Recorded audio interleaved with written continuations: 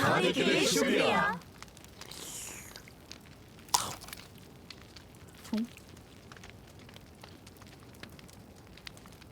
अरे क्या हुआ, आपको ये पसंद नहीं आया क्या?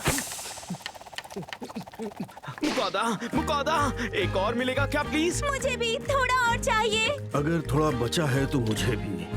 अरे इतना पसंद आ गया? सफर के दौरान हमें सुखाया हुआ मीट और सख्त ब्रेड ही खाने को मिलती थी। ऐसा गरम और स्वादिष्ट खाना खा के तो मन भर गया।